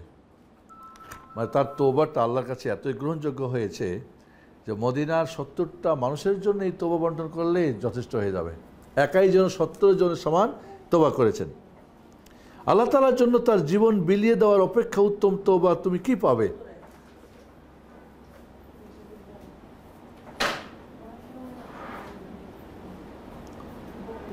তাই চতুর্থ প্রকার, পাপাচারী যে প্রকাশ্য পাপে গুনাহে নিমজ্জিত, যেমন নামাজ ও যাকাত ত্যাগকারী, তার ওয়াজিব বলে স্বীকৃত দেওয়া সত্ত্বেও, এবং জিনাকারী ও আসক্ত মদ পানকারী এবং অনুরূপ ফাসিকি কাজে লিপ্ত ব্যক্তি, তাদের জানাজার নামাজ পড়া হবে।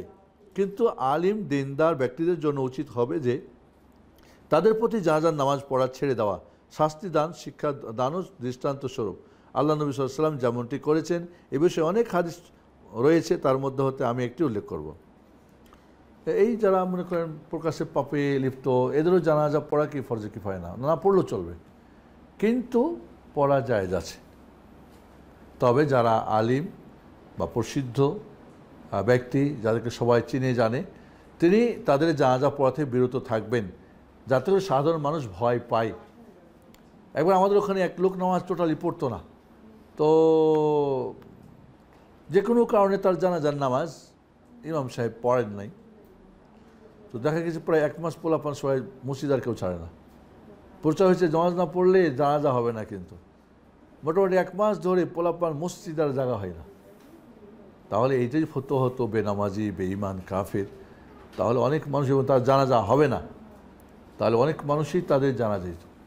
প্রকাশ্যে যে বেহায়া বেপর্দা ঘটতেছে তার জানাজা হবে না, ইমামরা তার জানাজা পড়াবে না, তাহলে হয়তো অনেক নারী এই ভয়ে হতো সে শালীন পোশাক পরে কমপক্ষে ঘটত।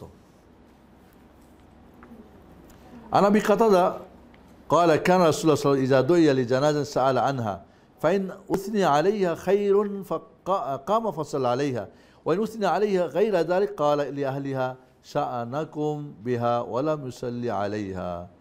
আবু কাতাদা রাদিয়াল্লাহু থেকে বর্ণিত, তিনি বলেন রাসূলুল্লাহ সাল্লাল্লাহু আলাইহি ওয়াসাল্লামকে যখন কোনো জানাজার জন্য আহ্বান করা হতো, তিনি তার সম্পর্কে প্রশ্ন করতেন।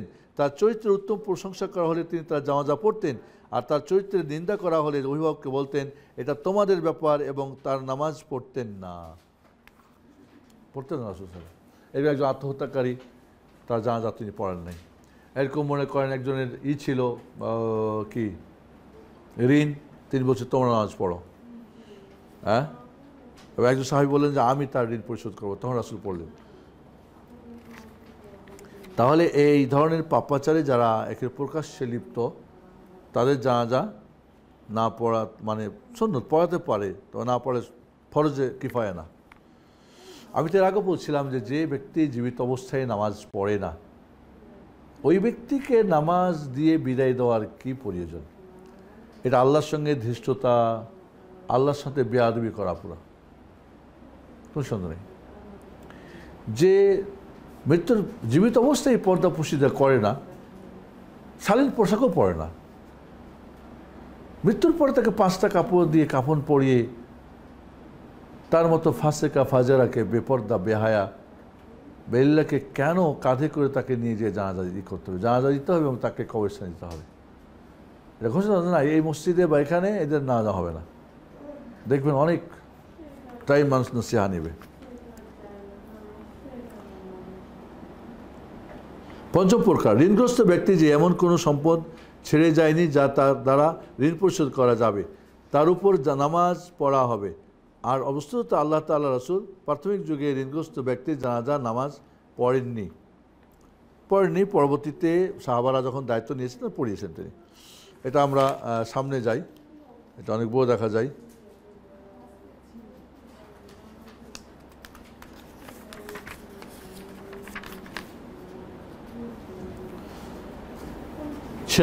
ষষ্ঠ প্রকার, যার নামাজ পড়ার আগেই দাফন করা হয়েছে, অথবা কতিপয় তার জানাজার নামাজ পড়েছে আর কিছু লোক পড়েনি, এমত অবস্থায় তারা তার কবরের কাছে গিয়ে নামাজ পড়বে, এ শর্তে যে দ্বিতীয় নামাজের ইমাম সে ব্যক্তি হবে যে নামাজ পড়েনি।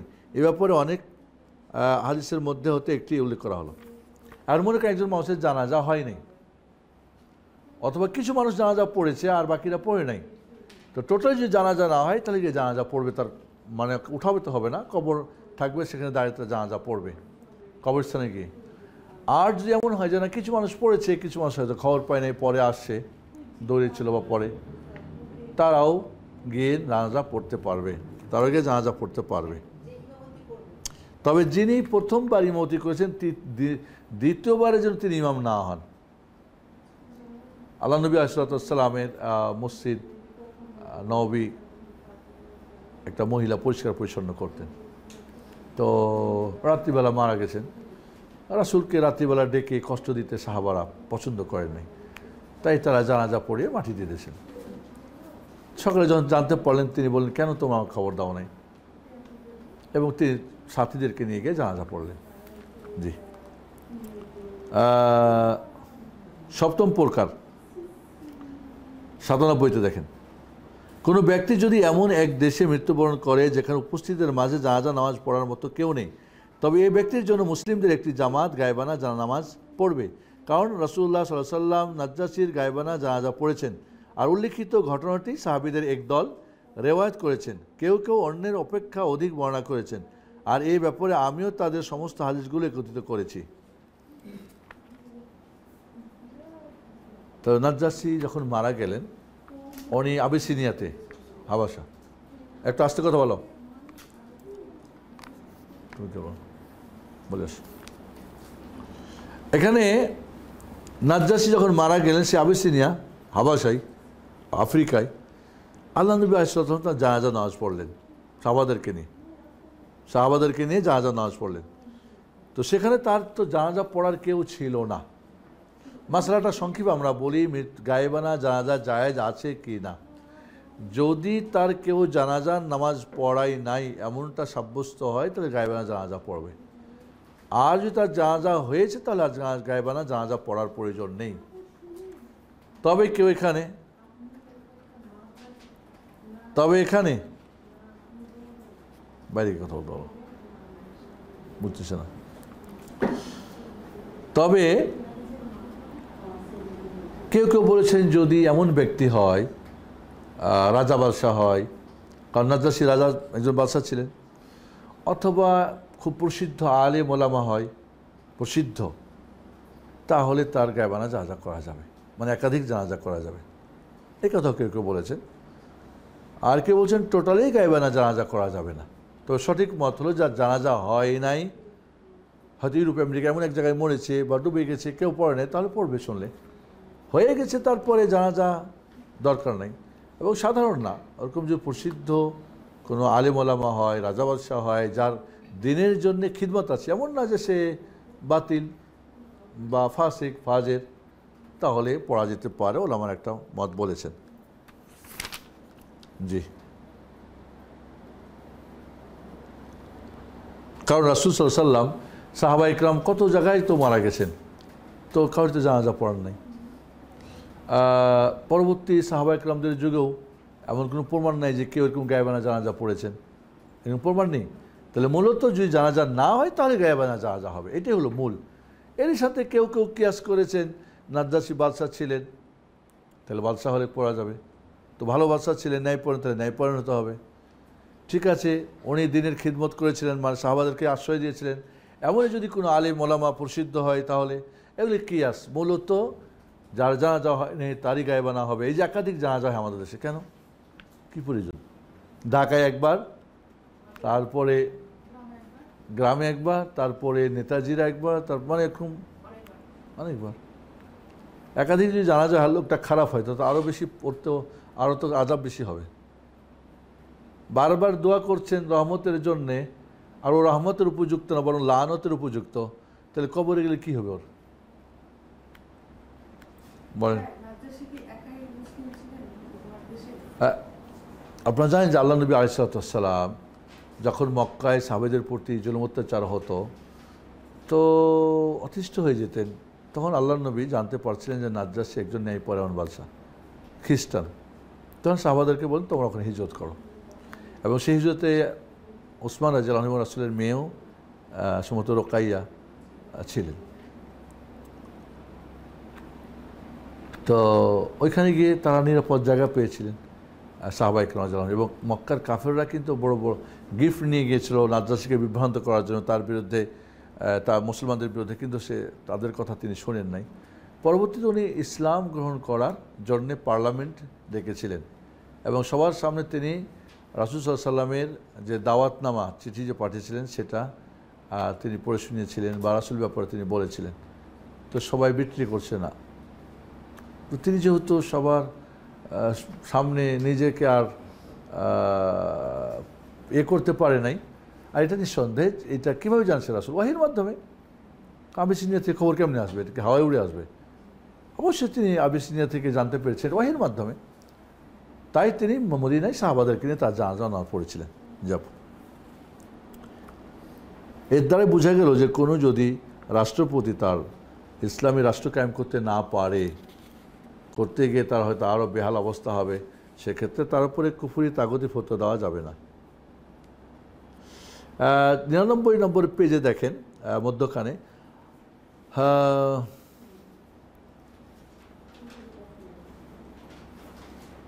বা প্রথম থেকে দেখি আমরা। আর এর থেকে এটাও প্রমাণ যে রয়েছে যে তিনি নাজ্জাসীর নামাজ পড়েছেন, মৃত্যু ব্যক্তির জানাজার নামাজ পড়ার নেই। আর প্রত্যেক অনুপস্থিত ব্যক্তির মৃত্যুর নামাজ পড়া জায়েজ না হওয়াকে যা শক্তিশালী করে তা হলো, যখন 4 খলিফা খোলাফায়ে রাশেদিন ও অন্যান্যরা মৃত্যুবরণ করলেন তখন মুসলমানদের কেউ তাদের গায়েবী জানাজা পড়েননি। কারণ তখন সারা বিভিন্ন জায়গাতে সাহাবা ইকরাম যুদ্ধ করার জন্যে, জেহাদের জন্য কেউ ওখান থেকে জানাজা পড়েছিল প্রমাণিত নেই। মানে সে বলতে চাচ্ছেন যে পড়া হয়ে গেলে আর পড়তে হবে না। আর তারা যদি তা করতো তাহলে এ ব্যাপারে তাদের থেকে মুতাওয়াতির বর্ণনা পাওয়া যেত। আর এর বিপরীত হলো আজকাল অনেক মুসলমানদের প্রত্যেক মৃত্যু ব্যক্তির জন্য গায়েবা জানাজা নামাজ পড়া। আমাদের হানাফি মাঝে কিন্তু গায়েবা জানাজা নাই। হ্যাঁ, এখন বাইতুল মোকাররমে যখন তো ওই যে একটা রাজনৈতিক ব্যাপার, ওইখান থেকে এখন জায়েজ হয়ে গেছে। বিশেষ করে তার যদি সুনাম ও সুখ্যাতি যদি শুধুমাত্র রাজনীতিবিদ হিসেবে হয়, অথচ তার কোনো সৎ কাজ বা ইসলামের বিশেষ সেবা পাওয়া যায় না। যদি সে পবিত্র মক্কা শরীফ মৃত্যুবরণ করে তার আর হজ্জের মৌসুমে হাজার হাজার উপস্থিত মানুষ তার জানাজার নামাজ পড়ে, আর এ ধরনের নামাজ বা আমল উল্লেখ করলাম, নিশ্চয়ই তুমি জেনে রাখো যে ওটা এমন একটি বিদআতের অন্তর্ভুক্ত যা আল্লাহ রাসূল সাল্লাল্লাহু আলাইহি ওয়াসাল্লামের সুন্নাত ও সালাফদের মাযহাব সম্পর্কে যে জানে সেই ব্যাপারে কোনোই সন্দেহ করতে পারে না। ও তাহরুমুস সালাত ওয়াল ইস্তিগফার ও তারাহম আলাল কুফফার ওয়াল মুনাফিকিন। আজকে পর্যন্ত থাকতে না 61 থেকে আমরা ইনশাআল্লাহ। তাহলে গায়েবানা জানাজার বিষয়টা আসলে শেখ যে বলতে চাচ্ছেন যে যার হয় নাই, যার একবার হয়েছে জানাজা, দুইজনও যদি হয় আর তার গায়েবা জানা পড়াতে প্রয়োজন নেই। তবে ওই যে উনি বললেন যে যদি ওইটা কারো মতের কথা বলছেন উনি, সৌদি আরবের ওলামা মাশায়েখরা এটাই বলেন যে যদি বিশেষ তার ইসলামের কাজে ভূমিকা থাকে, আলেম ওলামা হয়, বড় আলেম প্রসিদ্ধ বা বাদশাহ হয়, ওরকম ন্যায় পড়া হয়, তাহলে তার পড়া যাবে। জি, আপনাদের কারো প্রশ্ন আছে?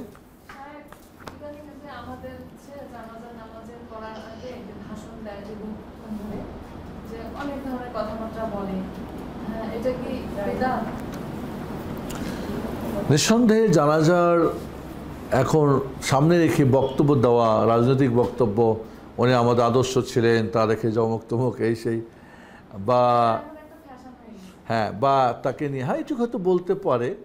ঋণের ব্যাপারটা যেহেতু, যে তার কোনো ঋণ টিন থাকলে, ঋণ যদি কোনো যদি কেউ দাবি নিয়ে আসে, রাসূল সাল্লাল্লাহু আলাইহি ওয়াসাল্লাম তো জিজ্ঞেস করেন তার ঋণ আছে কিনা, অমুক কিনা তমুক কিনা। একজন বিশেষজন বলছে তার ঋণ আমি পাবো 2 দিরহাম, তখন বলতে তোমার জানাজা পড়ো। আরেকজন সাহেব বললেন তুমি আল্লাহ ইয়া রাসূলুল্লাহ আমি দিয়ে দেবো। তখন রাসূল জানাজা পড়লেন এবং রাস্তায় যখন দেখা হলো পরে, বল তুমি কি সেটা দিয়েছো? বলে হ্যাঁ দিয়েছি। তবে একজন মহিলা তার উপরে আরও 2 দিরহাম দাবি করছে, তো বলে ওইটাও তুমি দিয়ে দেবে। রাসূল যেহেতু জানাজা পড়িয়েছেন, তার একটা দায়িত্ব, মানে কি তার উপরে একটা মানে কি বলে দায়ভারের ব্যাপার, বলে ওই দুটাও তুমি দিয়ে দিও, তাহলে ওই 2 দিরহামও তুমি দায়িত্ব দিয়েছো, ওইটাও দিয়ে দিও। কিন্তু আসলে জিজ্ঞেস করে না, কেউ যে আসে দাবি করে। আমরা এখন দেখি কি জিজ্ঞেস করে বড়ো ছেলে, হ্যাঁ কারো যদি পাওনা দানা থাকে আমার সঙ্গে যোগাযোগ করে না, যোগাযোগ করলে পরে কিছু বলে জানি না, তো সাক্ষী আছে, দলিল আছে, তো এখানে খামাখা মিথ্যা বলে কী লাভ। এবং জিজ্ঞেস করে বলেন লোকটা ভালো ছিল, হ্যাঁ ভালো ছিল। আরে কেমন ভালো ছিল তোমরা জানো, লোকটা ভালো ছিল না মন্দ ছিল। জিজ্ঞেস করাটাও যেমন জায়েজ নেই, বলাটাও জায়েজ নেই। এমনি স্বাভাবিকভাবে মানুষ যদি বলা বলি করে লোকটা ভালো, তো ভালো তো বলবেই। বাটপার শয়তান ছিল, শয়তানরা তাকে ভালোই বলবে এখন, তো তাদের ভালো বলার কোনো সাক্ষী হবে? একটা ন্যায়পরায়ণ মানুষ যে তার সম্পর্কে ভালো মন্দ জানে এবং ভালোটা বলে, সেটা গ্রহণযোগ্য হবে। কারণ এটা কিন্তু সাফাত, এটা কিন্তু সাফাত, জানাজার নামাজটা একটা সাফাত। জি হ্যাঁ আপু, এখানে যেটা হলো যে হালকা হয়তো অজনচ্ছেদ করতে পারে, হালকা একটু মারা গেছে আমরা মরবো, এখান থেকে আমরা শিক্ষা নিই, হ্যাঁ এরকম হয়তো করতে পারে। রাসূল সাল্লাল্লাহু আলাইহি ওয়াসাল্লাম অনেক সময় হয়তো হালকা যার কবর খোঁড়া হচ্ছে তখন হয়তো তিনি বলছেন মায়ের সম্পর্কে, পরকাল সম্পর্কে বা কিছু এরকম হয়তো হালকা, কারণ দেরি করা হবে না তো, অনেক দেরি করছেন আবার সামনে নিয়ে অজ করে চলে, এটা ঠিক না। জি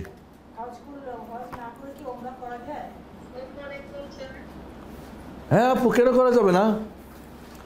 ওমরা তো বছরের যে কোনো সময় করতে পারবে না, হজের জন্য তো নির্দিষ্ট সময়ের মধ্যে করতে হবে।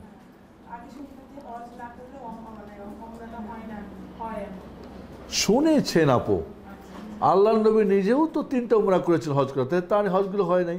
এত বড় মুফতি কোত্থেকে আসে আর কোত্থেকে আপনারা শুনে হাওয়া বাতাসের ফতোয়া? এলা বলে ফতোয়া হাওয়াই, মানে হাওয়ার ফতোয়া। হাওয়াই মানে একটা হলো হাওয়া, আর হাওয়াই মানে কি প্রবৃত্তি, মানে মনে চাইছে বলছে।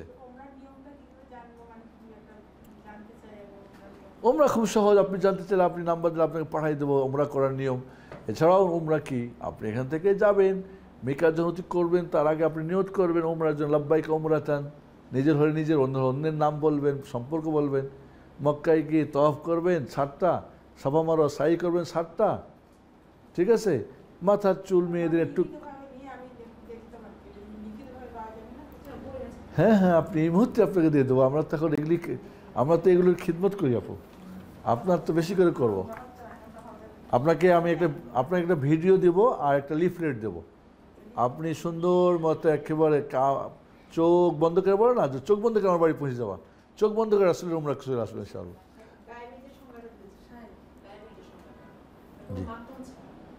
কোনো মাধ্যম ছাড়া অতীত বর্তমান ভবিষ্যতের কিছু জানা, যেটা আমি এখন আমার সামনে নাম কি বলে দিচ্ছি, এটা গায়েব বলে। গায়েব মানে কি? অদৃশ্য। গায়েব মানে অদৃশ্য। ওখান থেকে গিবত বলো না, মানে একটা অজানা মানুষের অনুপস্থিতিতে কিছু বলা। তো বললাম আমরা হাজির গায়েব। আমরা ছোটোকালে মক্তবে যখন যাইতাম আমাদেরকে এইভাবে বলতো, নাম যখন ডাকতো, হাজির গায়েব, গায়েব মানে অনুপস্থিত। জি, কত? 81। জি আপু বলেন।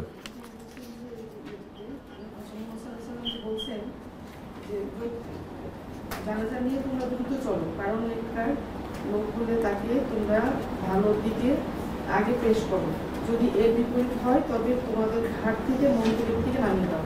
ঘাট থেকে মন্দিরের দিকে নামিয়ে, এই যে ঘাড়ে আপনি নিয়ে আসেন না, লাশ বহন করে নিয়েছেন, যে মানে যদি ভালো মানুষ হয়তো তো এখন তার দুনিয়া থেকে লাভ কি? পরকালে দিলে তো পরকালে জান্নাতের এখনই শুরু হয়ে যাবো।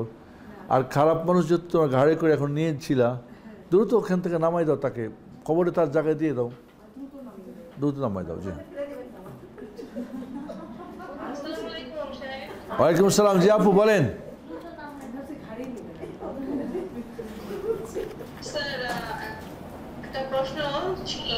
জি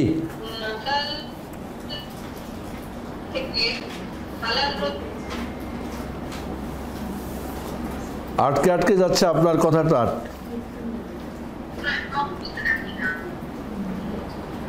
শুনতে পাইনি, আবার বলেন, একটু ধীরে ধীরে বলেন। জি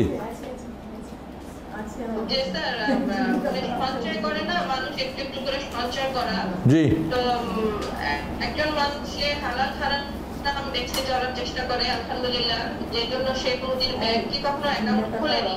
কিন্তু স্যার বাসায় তো সবসময় টাকা সেভ মানে জমা করে অনেক টাকা রাখা যায় না, অনেক সময় বাসায় দিনের পর দিন কয়েকদিনের জন্য বাসার বাইরেও থাকা হয়, যেটা স্যার নিরাপদ না আর কি। এখন শুধুমাত্র স্যার সঞ্চয়ের উদ্দেশ্যে নিরাপত্তার কথা ভেবে কোনো ইসলামী ব্যাংকে অ্যাকাউন্ট খুলে কি স্যার মাসে মাসে কিছু টাকা সঞ্চয় রাখা যাবে, কিন্তু কোনো লভ্যাংশের আশায় না, যে আমি হয়তো 5 বছরের জন্য প্রত্যেক মাসে 5,000 হোক 6,000 হোক আমি রাখবো, পরে বছর 5 বছর শেষে আমি। জি আপু, ইসলামিক ব্যাংক যদি থাকে যেখানে আপনি আছেন, তাহলে ইসলামিক ব্যাংকে রাখবেন, এবং ইসলামিক ব্যাংক যদি সেটা ইসলামিক সত্যিই হয় সেক্ষেত্রে, ঠিক আছে। আপনাদের কার কোশ্চেন আছে?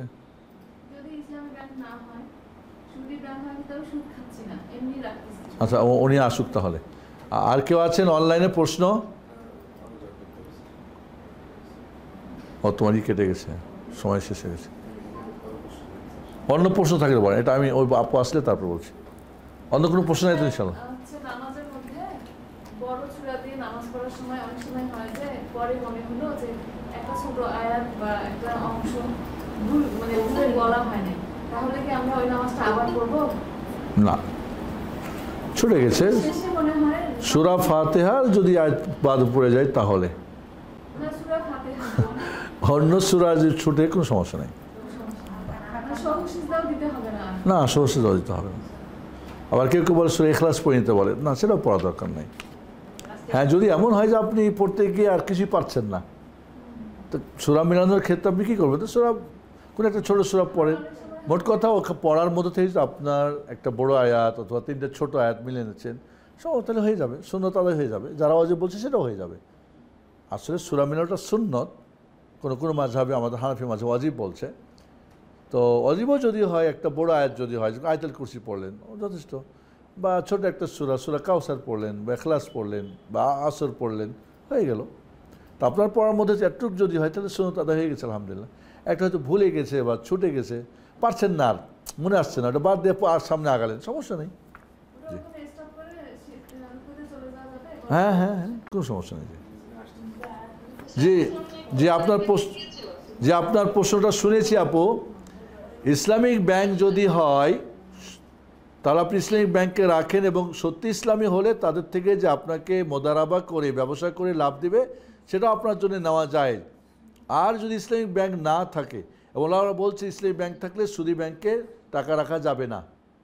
ইসলামিক ব্যাংক থাকলে সুদী ব্যাংকে টাকা রাখা যাবে না।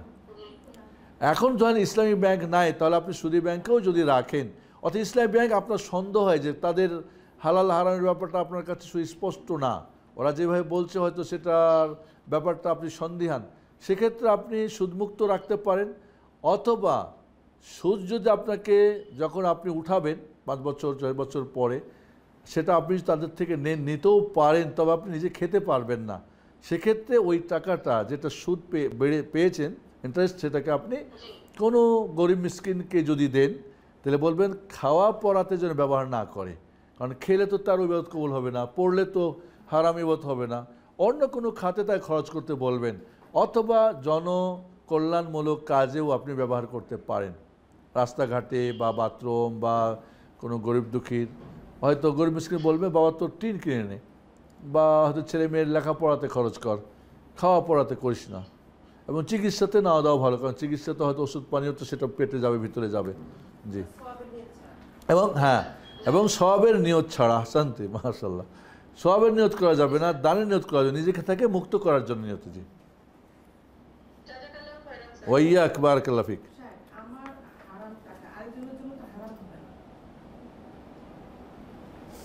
আপনার হারাম টাকা আরেকজনের হারাম হবে না। যখন আপনি একজনকে দিচ্ছেন, আপনি হারাম জানেন, জিনিস যেটা হারাম আপনার জন্য দেওয়াই তো জায়েজ নেই, কেন তাকে হারাম দিচ্ছেন আপনি নিজে বাঁচার জন্য, তাহলে ওকে তো বাঁচাতে হবে। কারণ ওর বাচ্চা কী, কারণ ও যদি হারামটা খেয়ে ফেলে অথবা সেটাতে কাপড় পরে, তাহলে ওই যে ফান্না ইস্তেজা বলা, তার মালবাসও হারাম, গুজাবিল হারাম, হাদিস আছে না? হ্যাঁ, না ওই জন্য ওকে বলে দিবে, ওকে বলাও দরকার নাই সুদের, ও বলে দিবে তুমি খাওয়া পড়ায় ব্যবহার করবে না এটা, বা ও যে এমন সন্দেহ করে যে ও সব করে ফেলবে, তাহলে ও নিজেই তার জন্য কিছু কিনে দেবে, এমন কিছু যেটা আছে খাওয়া পড়ার সঙ্গে জড়িত না। জি,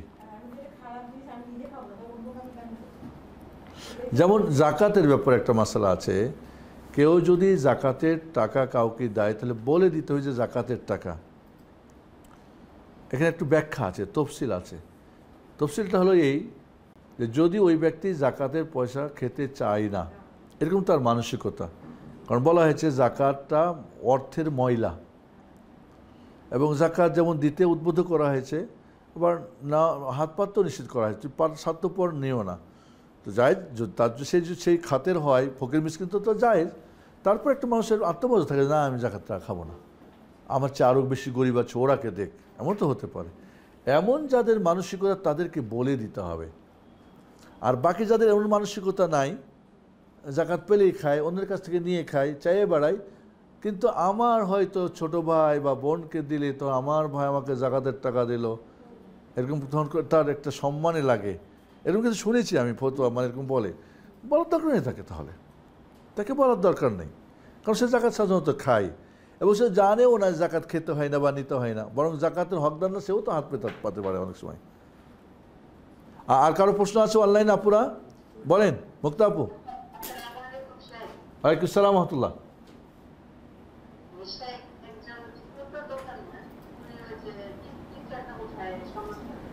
হ্যাঁ? তো কিস্তি উঠাইতে গেলে কিছু টাকা মানে ওখানে জমা দিয়ে পরে টাকা উঠে, তো ওইটা যদি কারো কাছে চায়, সে যদি তাকে হেল্প করে, তাহলে কি এটা মানে ওনার বোঝাটা হবে কিনা যে টাকা দিয়ে দিতে হবে? বুঝছো? বুঝে না আপু, আর একটু ই করবেন আপু, আর একটু ক্লিয়ার করবেন প্লিজ। G sir. একটা ছোট দোকান, সে কিস্তির টাকা উঠায় দোকানে দোকানে গিয়ে, না, কিস্তির টাকা উঠায় না, উনি কিস্তি তুলবে, ঋণ নিবে সংস্থা। ওহো আচ্ছা, ঋণ নেবে একটা সংস্থার কাছ থেকে, হ্যাঁ। জি স্যার। এখন ওই সংস্থা থেকে টাকা নিতে হলে কিছু টাকা ওনাদেরকে দিয়ে এরপরে টাকাটা দিতে হবে। তো পরে অন্য কারো কাছে ধরেন সে জানে যে সুদ হারাম, এরকম কারো কাছে চাইতে আর কি, যে আমাকে 10,000 টাকা দেন, আমি পরে কিস্তিতে মুখে আপনাকে দিয়ে দেবো। তো ওইটা কি তাকে হেল্প করা দিয়ে যে কি মানে গুণাগার হবে না এটা মানে সব হবে, মানে এইটাই জানি। কিস্তির টাকা উঠে গেলে জামানত দিতে হবে, আর জামানতের টাকাটা দিনী ভাই বোন থেকে নিবে, দিনী ভাই বোনকে দিতে পারে তার হিসেবে। আর আপু এখানে আল্লাহ বলছেন ওয়ালা তাআওয়ানু আলাল ইসমি ওয়াল উদওয়ান, পাপের কাজে, সীমালঙ্ঘনের কাজে তোমরা একে অপরকে সহযোগিতা করো না, ঠিক আছে? তাহলে ওয়া তাআওয়ানু আলাল বিররি ওয়াত তাকওয়া, ভালো কাজে, নেকির কাজে, তাকওয়ার কাজে সহযোগিতা করো। কাজে এখানে যেহেতু সে একটা হারাম কাজে যাচ্ছে, সুদে যাচ্ছে, সেজন্য তাকে সহযোগিতা করবে না, সহযোগিতা করবে না এখানে তাকে। সহযোগিতা করলে তার গুনাহ হবে। জি, তবে এমন যদি হয় যে তার কাছ থেকে নিয়েছে, সে জানতো না যে এই কাজ করবে, নেওয়ার পর হয়তো সে সুদের সাথে জড়িয়ে গেছে, পরে সে জানতে পারছে যে এই মহিলা আমার কাছে টাকা নিয়ে সে একটা সুদের সঙ্গে জড়িয়ে গেছে, সেটা ক্ষেত্রে তার গুনাহ হবে না। তবে তাকে চাপ দিতে হবে যে আমার টাকা আমাকে দ্রুত জমা দিয়ে দাও, না হলে তার কাছে যতদিন আছে মানে আপনি এই একটা অন্যায়ের কাজের সঙ্গে জড়িত আছেন, মুক্ত হওয়া দরকার। ঠিক আছে, আপুরা যেতে পারেন। সুবহানাকাল্লাহুম্মা ওয়া বিহামদিকা আশহাদু আল্লা ইলাহা ইল্লা আনতা আস্তাগফিরুকা ওয়া আতুবু ইলাইক। জি, আর কারো প্রশ্ন আছে অনলাইনে? এই হাতে ছুরি কেন রে? ওয়ালাইকুম আসসালাম। স্যার আসসালামু আলাইকুম। জি ওয়ালাইকুম আসসালাম, বলেন। স্যার একটা প্রশ্ন হচ্ছে যে আপনার যে ইন্টারেস্টের যে টাকাটা স্যার, হ্যাঁ শুনতেছি, বলেন। লভ্যাংশের টাকাটা স্যার লোকটা থেকে এসে জাকাত দিতে পারবে, নিজে নিতে হবে না, কিন্তু জাকাত যদি কিছু করে তাহলে ওইটা কি তার জাকাত ওই টাকা থেকে দেওয়া যাবে যেটা ইন্টারেস্ট আসে? না আপু, জাকাত দেওয়া যাবে না। জাকাতটার হয় বৈধ, জাকাতটা বৈধ উপায়ে উপার্জন হয়েছে এমন টাকা থেকে দিতে হবে, সুদের টাকা দিয়ে জাকাত দিতে পারবে না। জি, স্যার এই যে এখনকার বর্তমানে তো আপনি ইসলামী ব্যাংক বলে, যেটা আমাদের ইসলামী ব্যাংক, যেটা ওইখানে ওই ব্যাংকের থেকে যদি রাখে, ইসলামিক ব্যাংক আমাদের যেটা বাংলাদেশ ইসলামিক ব্যাংক যেটা, এটা তুলনামূলক অন্যান্য ব্যাংকে চাইতে উত্তম, ভালো ইনশাআল্লাহ। তো এরা তো বলে যে আমরা শরিয়া সম্মত মোদারাবা করে দিই, তারপর যাচাই বাছাই করে দেখবেন যদি এমন হয় যে কি বলে